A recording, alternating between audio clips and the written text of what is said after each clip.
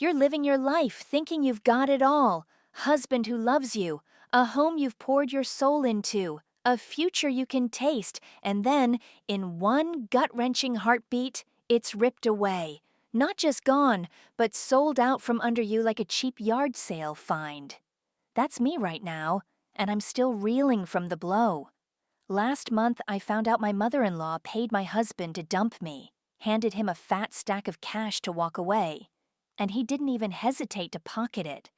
It's the kind of betrayal that hits you like a sledgehammer, leaves you choking on tears, and turns everything you thought you knew into a pile of ash. I'm a wreck, angry, shattered, ready to scream bloody murder.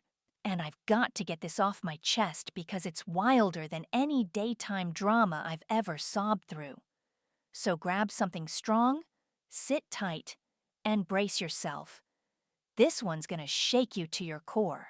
I'm Laura, 37, a high school English teacher who's been wrangling moody teens and stacks of essays in a small town outside Nashville. My husband, Jake, 39, runs a landscaping business, comes home sweaty, grinning, smelling like grass and hard work. We've been married 8 years, together 10. No kids, tried for years, cried over negative tests, finally settled into it being just us and our scrappy mutt, Daisy. Our house is this fixer-upper we've been nursing back to life.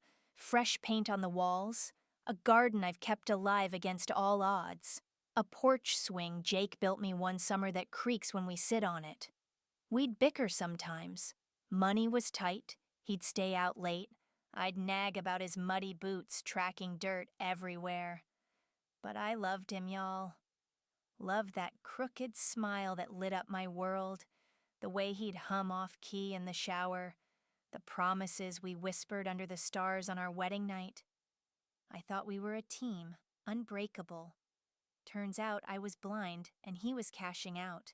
It started with a gnawing feeling I couldn't shake. Jake had been weird for weeks, distant, twitchy, dodging my eyes like I was the tax man. I'd ask, "You okay, babe?" And he'd grunt, "Yeah, just tired," brushing me off like I was some clingy nag.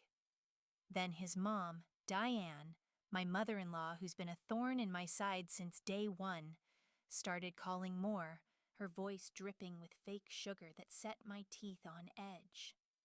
She's a retired real estate shark with a fake tan and a heart colder than a winter ditch. Always thought I was beneath her golden boy, Jake. I knew she was up to no good, but I never dreamed it'd be this bad. The hammer fell on a Thursday I'll never forget. I'd stayed late at school, grading papers till my eyes burned, and dragged myself home exhausted. Jake was in the kitchen, pacing like a caged animal, phone clutched tight, face pale as a sheet. "We need to talk," he said, voice flat and hard. My stomach dropped. I knew that tone spelled doom. He sat me down at our rickety table, wouldn't meet my eyes, and dropped it. "I want a divorce."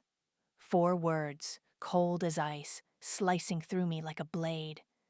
I stared, waiting for him to crack a smile, say it was a sick joke, but he kept going, voice robotic. "It's not working, Laura. I'm done." Done? After 10 years of building a life? I begged him to explain, tears pouring, voice breaking, hands grabbing at his shirt like I could hold him there. "What's wrong? Talk to me, Jake." He shook his head, jaw tight, grabbed his keys, and walked out, left me crumpled on the floor, sobbing so hard I couldn't breathe, Daisy licking my face like she could fix it. My world was gone, and I didn't even know why. I couldn't let it lie. Something was rotten, and I could smell it. Jake wasn't the type to just up and quit, not without a push. So I turned into a one-woman detective, because when your heart's been ripped out, you don't just shrug and move on. I checked our bank account first. Nothing odd, just bills, his truck payment, my grocery runs. Then I remembered how he'd been guarding his phone lately, locking it when he used to leave it tossed on the counter. I knew his password, Our anniversary, 0615, a detail that used to make me smile, and waited till he crashed on the couch one night, snoring like a bear. I crept over, heart pounding, and unlocked it. What I found made my blood run cold. Texts from Diane. Did you do it yet? The money's in your account. Don't back out. She's dragging you down, Jake. My hand shook so bad I nearly dropped the phone. Money? What money? I scrolled back. Weeks of this poison. Him complaining about me. Her stoking the fire. Then the proof. A bank alert he'd sent her. $50,000 deposited from her account to his, dated the day before he gutted me. My mother-in-law paid him to leave me, and he took the cash like it was a handshake deal. I saw red, wanted to smash everything, burn our life to the ground. Instead, I waited till morning, coffee cold in my hands, and shoved the phone in his face as he stumbled into the kitchen. "What's this?" I hissed, voice trembling with rage. He went ghost white, stammered, "It's not what it looks like." "Oh, please." I exploded. "She paid you $50,000 to divorce me and you did it? What am I, Jake, a damn pawn you traded in?" He crumpled. Tears, excuses, voice cracking.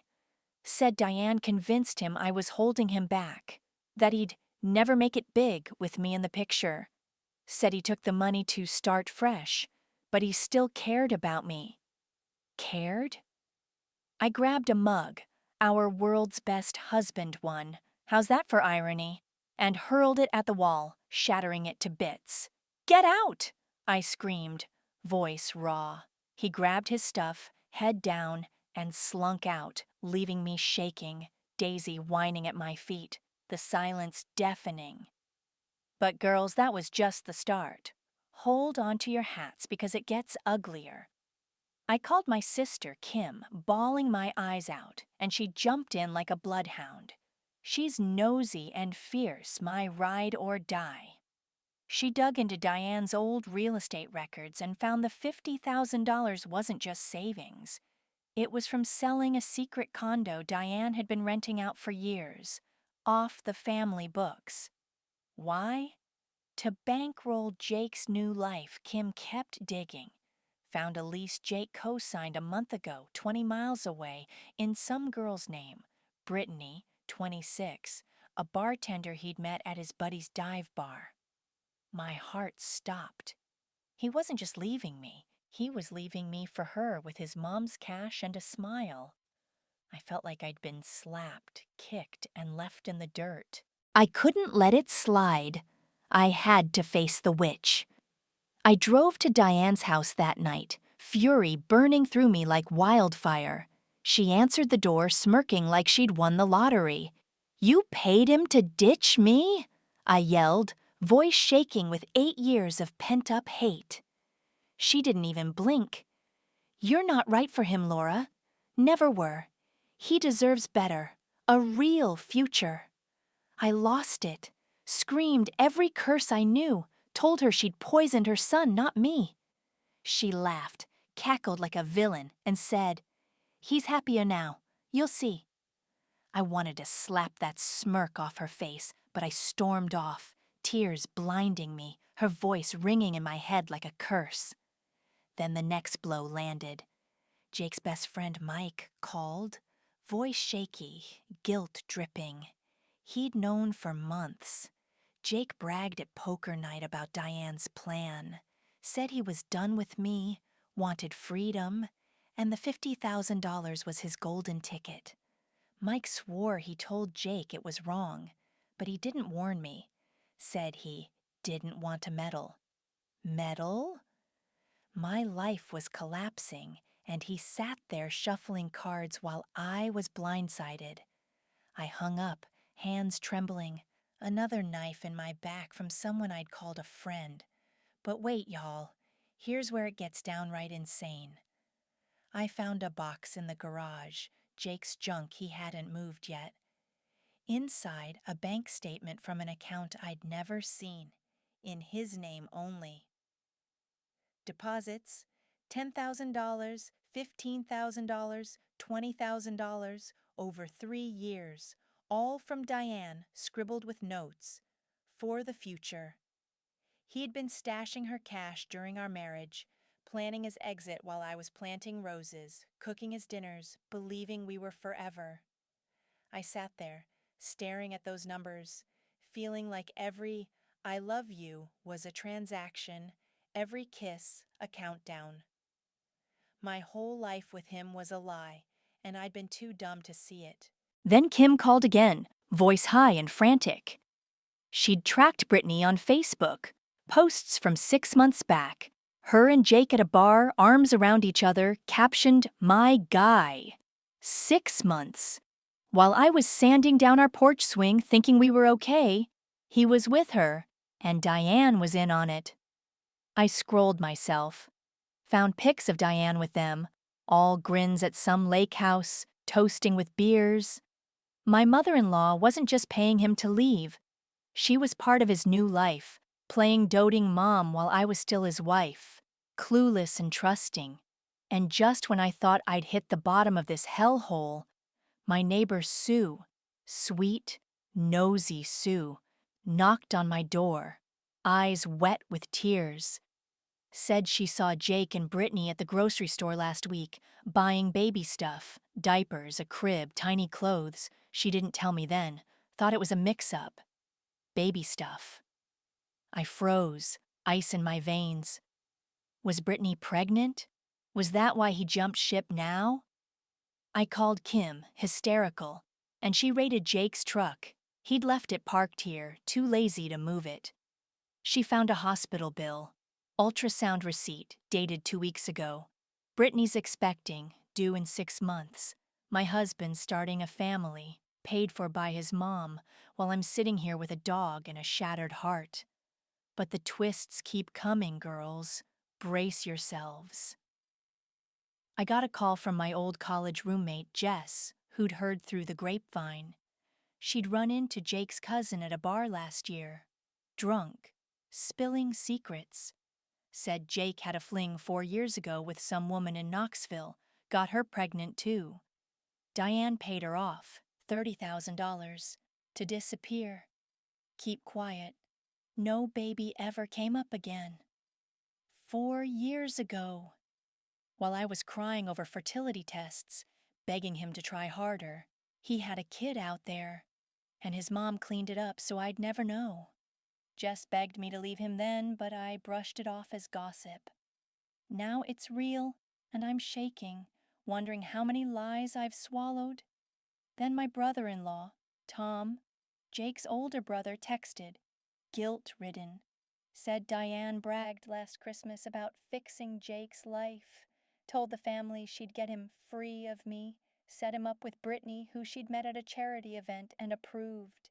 The whole family knew, Tom, his wife, their kids, even Diane's sister, who'd send me fruitcake every year.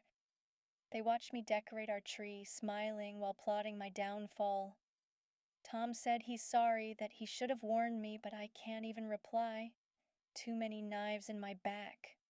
Now I'm here, Daisy at my feet, house silent except for my ragged breaths. Jake's gone, shacked up with Brittany, probably picking out baby names. Diane's smug, no doubt planning a shower with her blood money. Mike's texting apologies I trash. Jess and Kim are begging me to fight, but I'm a storm. Raging 1 minute, picturing every lie he told, every "I love you" that was a paycheck. Every night I waited up while he built lives I didn't see. Then I'm numb, sipping tea I don't taste, staring at walls that mock me. I shredded our wedding pics last night, watched them turn to confetti, tears blurring my eyes. It felt good, but I'm still drowning. What now? Sell this house, run from this town, hunt down this Knoxville ghost, confront Brittany, Diane, the whole damn family, burn it all down and start over. I don't know, girls. What would you do if your world got torched like this?